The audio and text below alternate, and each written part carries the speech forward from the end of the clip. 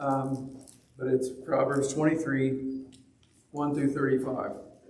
In 1978, Charles Hoagland, and I did not know this before I found this out today, or yesterday, through inheriting an associated business, ended up in possession of thousands of VHS movies.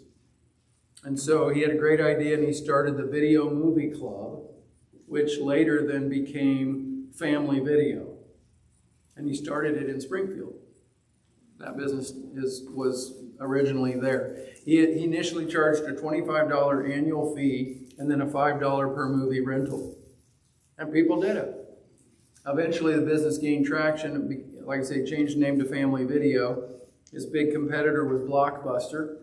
But they were in big cities more than small towns. And so Family Video established themselves in the smaller towns, like Taylorville, smaller cities, suburbs, rural areas.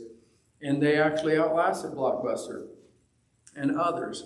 They were all closed. Family Video was still going. But then in 2021, due to a number of factors, the COVID shutdown being one of them, things changed, and the last of the 800 stores closed. What had been a thriving business, they were everywhere. I mean, you remember this, the little stickers, be kind, rewind. All of a sudden, it's gone.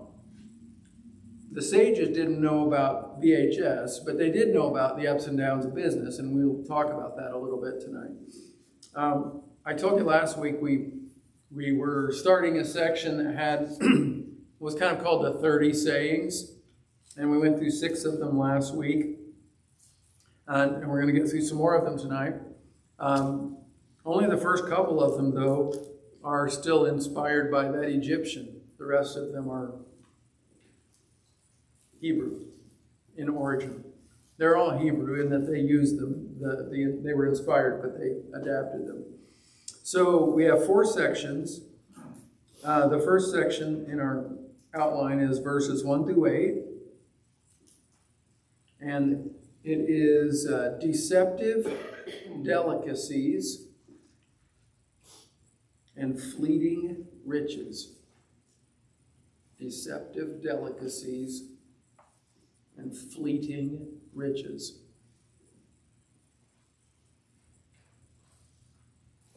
Next section is 9 through 14, teaching and traditions.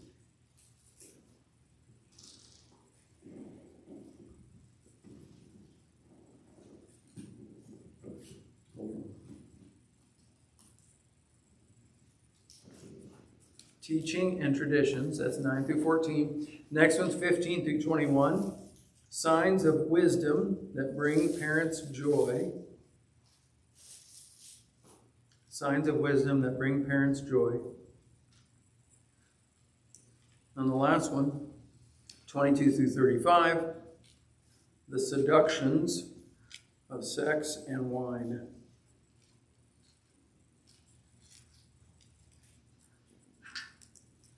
The seductions of sex and wine.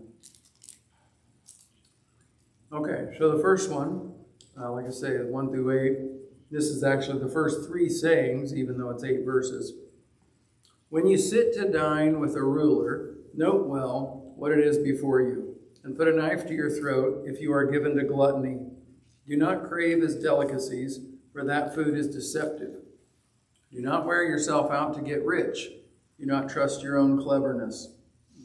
Cast but a glance at riches, and they're gone, for they'll surely sprout wings and fly off to the sky like an eagle.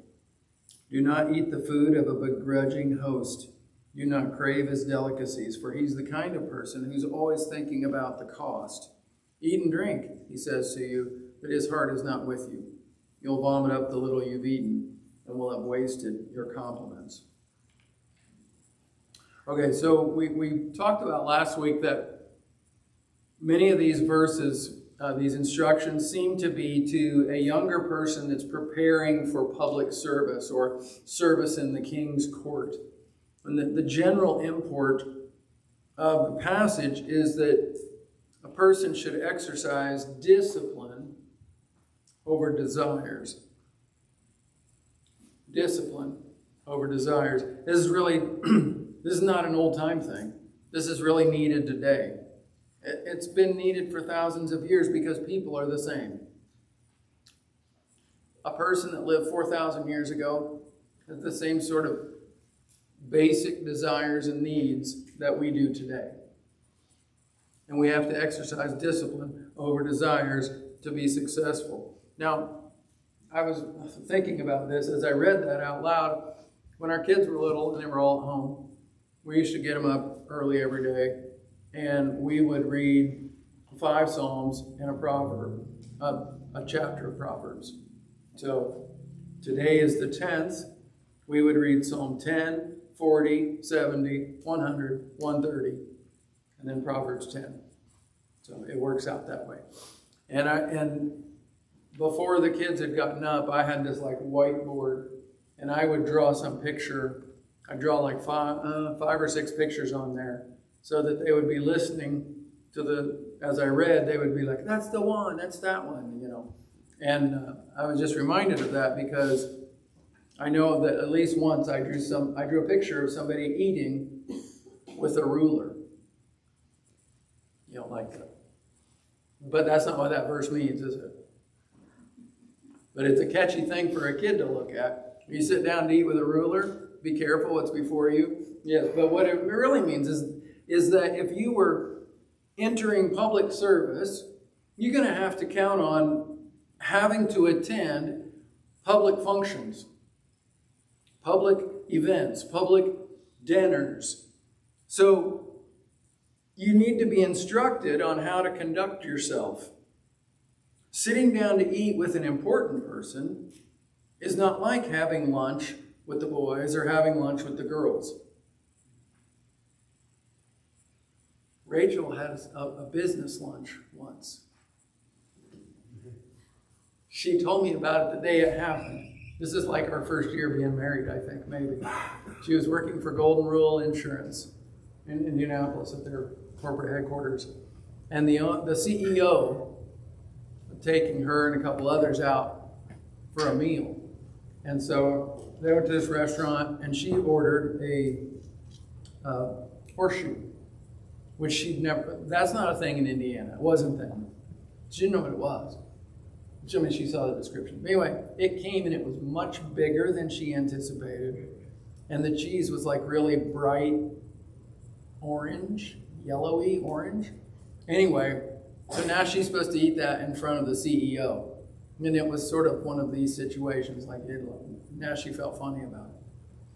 And it made an impact because she's always she swore off horseshoes in dinners with CEOs.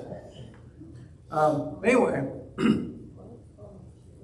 the idea that we would learn to conduct ourselves in appropriate ways for different situations is an idea that a growing number of people reject these days, it seems. The idea of social protocols.